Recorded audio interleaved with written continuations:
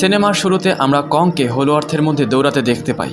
আমরা দেখতে পাই কিছু হিংস্র টাইটেন্স কংকে তাড়া করছে। কং সেই হিংস্র টাইটেনদের হাত থেকে বাঁচার জন্য পাহাড়ের চূড়ায় এসে পৌঁছায়। কং হলো আর্থের বিভিন্ন জায়গায় কিছু ফাঁদ বানিয়ে রেখেছিল। কং সেখানে উপস্থিত ফাঁদের মধ্যে এক বিশাল ডাল ফেলে দেয়, যার কারণে সেখানে এক বড় গর্তের সৃষ্টি হয়। গভীর সেই গর্তের ভেতরে সেখানে উপস্থিত বেশিরভাগ হিংস্র টাইটেন্স পড়ে মারা যায়। কং তার পাশে থাকা এক মৃত টাইটেনকে দুহাত দিয়ে তুলে মাঝ বরাবর চিড়ে ফেলে, আর এই দৃশ্য দেখে সেখানে উপস্থিত বাকি টাইটেন্সরা পালিয়ে যায়। এরপরে আমাদের এক নিউজ চ্যানেলের মধ্যে গডজিলাকে দেখানো হয়। আমরা দেখতে পাই গডজিলাকে, যে শহরের মধ্যে আক্রমণ করা এক টাইটেনকে তার লেজার বিমের সাহায্যে মেরে ফেলে। এরপর আমরা এক উপজাতি মেয়েকে দেখতে পাই, যে কং এর সাথে কথা বলতে পারে, তবে সে বর্তমানে শহরের মধ্যে অবস্থান করছে। এই মেয়েটি তার স্বপ্নের মধ্যে বিশেষ কিছু চিত্র দেখতে পায়, যার কারণে সে বিচলিত হয়ে যায়। উপজাতি মেয়েটি শহরের মধ্যে যেই মহিলার সাথে থাকতো তিনি একজন সায়েন্টিস্ট। সে তাকে তার স্বপ্ন সম্পর্কে সমস্ত ঘটনা খুলে বলে। রাতের বেলা ঘুমানোর সময় উপজাতি সেই মেয়েটি স্বপ্নের মধ্যে আবার সেই চিত্রগুলো দেখতে পায়। সে সায়েন্টিস্ট মহিলাকে বলে অবশ্যই হলো আর্থের মধ্যে কং কোনো বিপদে পড়েছে, তাদের সবাইকে অবশ্যই কং এর সাহায্য করার জন্য হলো আর্থে যাওয়া উচিত। উপজাতি মেয়েটি তার স্বপ্নে দেখা চিত্রগুলো কাগজে এঁকে রাখে। সায়েন্টিস্ট মহিলাটি যখন সেই চিত্রগুলো গবেষণা করে তখন সেই চিত্রগুলো থেকে সে বিশেষ কিছু জানতে পারে। সায়েন্টিস্ট মহিলা চিত্রগুলো যখন অন্য আরেকজন গবেষককে দেখায়, সেই গবেষক তাকে বলে এই চিত্রগুলো হলো আর্থে থাকা লোকেরা পাঠিয়েছে। কিছুক্ষণের মধ্যে সায়েন্টিস্ট মহিলা তার ফোনের মধ্যে এক মেসেজ পায় যে গডজিলা পানির মধ্যে থেকে বেরিয়ে এসেছে। তখন তারা বুঝে যায় যে পৃথিবীর মধ্যে অনেক বড় বিপদ আসতে চলেছে, আর গডজিলা এই বিপদের কারণে আগে থেকেই সজাগ হয়ে উঠেছে। অন্যদিকে কং হলো আর্থ থেকে বেরিয়ে পৃথিবীর মধ্যে চলে আসে। সায়েন্টিস্ট মহিলা ও সেই উপজাতি মেয়েও তাকে দেখার জন্য চলে আসে। কং সেই উপজাতি মেয়েটিকে বলে যে তার দাঁতের সমস্যা হয়েছে। সায়েন্টিস্ট মহিলা এই ব্যাপারে জানতে পেরে তার টিমকে ডাকে। তার টিম কং এর সেই নষ্ট হয়ে যাওয়া দাঁতটি তুলে ফেলে ও তার পরিবর্তে তাকে এক মজবুত নকল দাঁত লাগিয়ে দেয়। কংকে নতুন দাঁত লাগিয়ে দেওয়ার পর কং এর পিছনে সায়েন্টিস্ট মহিলা তার টিমের সাথে হলো আর্থে প্রবেশ করে। হলো আর্থে পৌঁছানোর পর কং সামনে এগিয়ে যায়। অন্যদিকে সায়েন্টিস্ট মহিলা তার সাথীদের সাথে তাদের বেসের মধ্যে পৌঁছায়। এইদিকে পৃথিবীর সায়েন্টিস্টরা গডজিলাকে খুঁজে বের করে। আমরা দেখতে পাই গডজিলাকে যে অন্য টাইটেনদের কাছ থেকে অ্যাটমিক ব্রেথ শোষণ করছে, যেন সে কোনো বড় যুদ্ধের প্রস্তুতি নিচ্ছে। সায়েন্টিস্ট মহিলা তার সাথীদের সাথে তার বেসের মধ্যে যখন পৌঁছায়, সে দেখতে পায় তার বেস সম্পূর্ণরূপে ধ্বংস হয়ে গিয়েছে। এইদিকে কং হলো আর্থের মধ্যে এক হিংস্র টাইটেন আসার আভাস পায়, তাই সে তাকে মারার জন্য তার অস্ত্র উঠিয়ে সামনে এগিয়ে যায়। এগিয়ে যেতে যেতে সে এক নতুন জায়গার সন্ধান পায়। সামনে গিয়ে সে দেখতে পায় এক বিশাল বড় গরিলার ছায়া। ধীরে ধীরে সেই ছায়াটি ছোট এক গরিলার বাচ্চাতে পরিণত হয়। কং হলো আর্থের মধ্যে গরিলার বাচ্চাকে দেখে কৌতূহল হয়ে পড়ে, তবে সেই গরিলার বাচ্চাটি তার হাতের মধ্যে কামড়ে নেয়। আমরা দেখতে পাই সেখানে কং এর মতো আরও কিছু টাইটেন্স চলে আসে।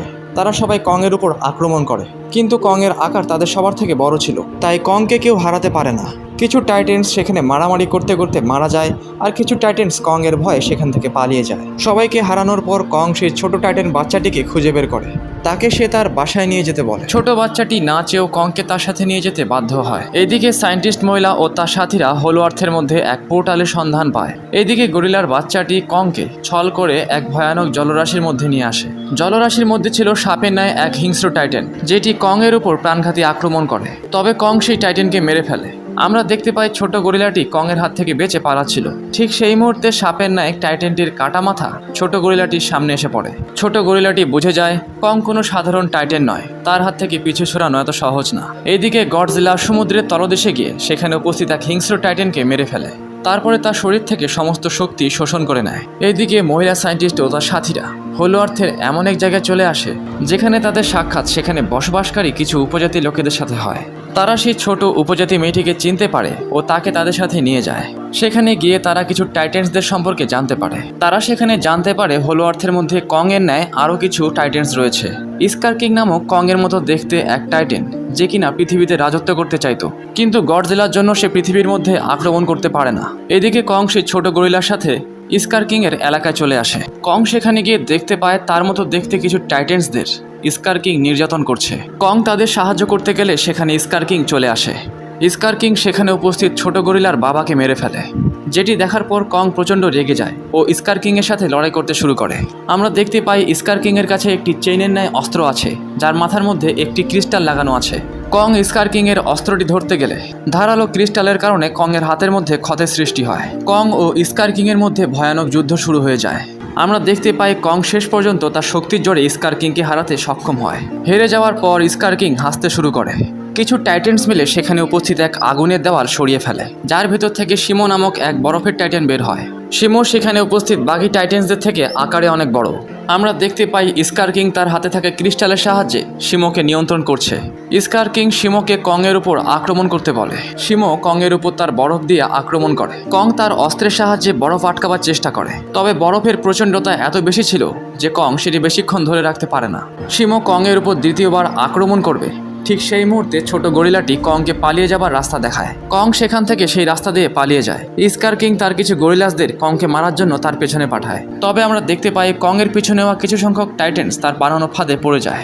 বাকি এগিয়ে আসা টাইটেন্সদের উপর থেকে ছোট গরিলাটি পাথর ফেলে মেরে ফেলে। ছোট গরিলাটি এখন কং এর বন্ধু হয়ে গিয়েছে। ছোট গরিলাটি কংকে পোর্টালের সাহায্যে হোলো আর্থের মধ্যে থাকা লোকেদের কাছে নিয়ে আসে।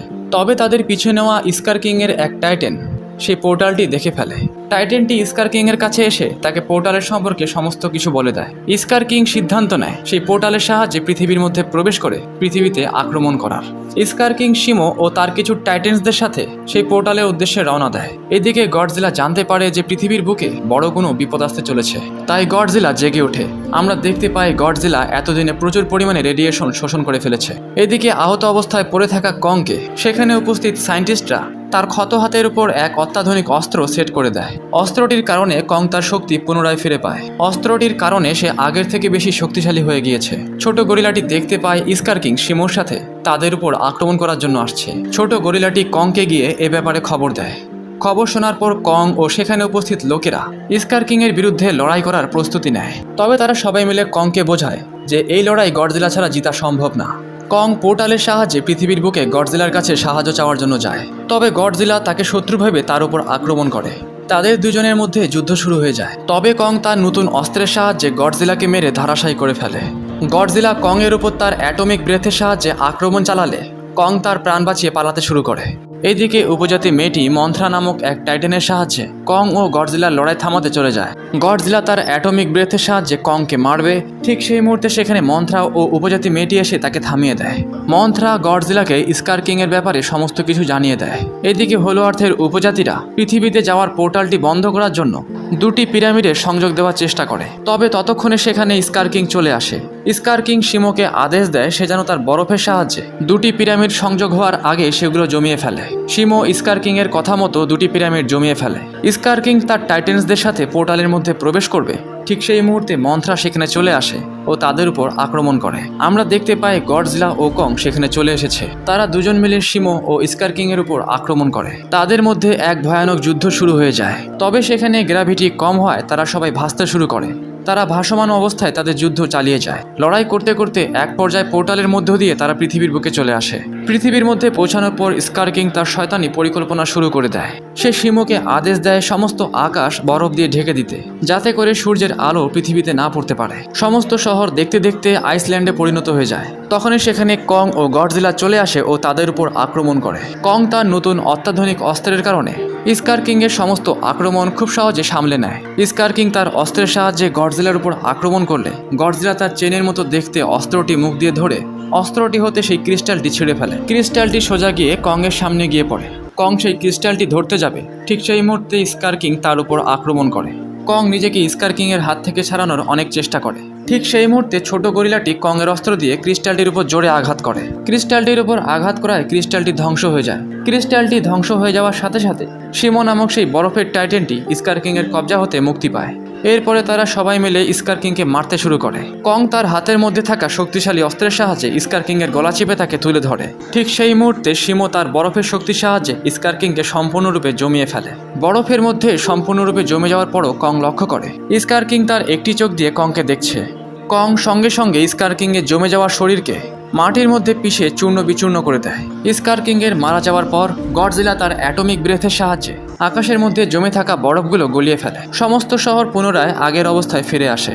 এদিকে সায়েন্টিস্ট মহিলাটি উপজাতি মেয়েটিকে বলে তার লোকেদের সাথেই থাকাটা তার জন্য ভালো হবে। তবে সেই উপজাতি মেয়েটি সায়েন্টিস্ট মহিলার সাথেই থাকতে পছন্দ করে। তারা সেখানে উপস্থিত উপজাতি লোকেদের কাছ থেকে বিদায় নিয়ে আবার পৃথিবীর উদ্দেশ্যে রওনা দেয়। হোলো আর্থের মধ্যে থাকা লোকেরাও তাদেরকে বিদায় জানায়। তাদের চলে যাওয়ার পর মন্থ্রা পৃথিবী থেকে হোলো আর্থে যাওয়া পোর্টালটি সম্পূর্ণরূপে বন্ধ করে দেয়। হোলো আর্থের মধ্যে এখন সবাই শান্তিতে রয়েছে। গডজিলা বর্তমান শহরের মধ্যেই অবস্থান করছে। আমরা কংকে দেখতে পাই যে বর্তমান হোলো আর্থে নতুন রাজা।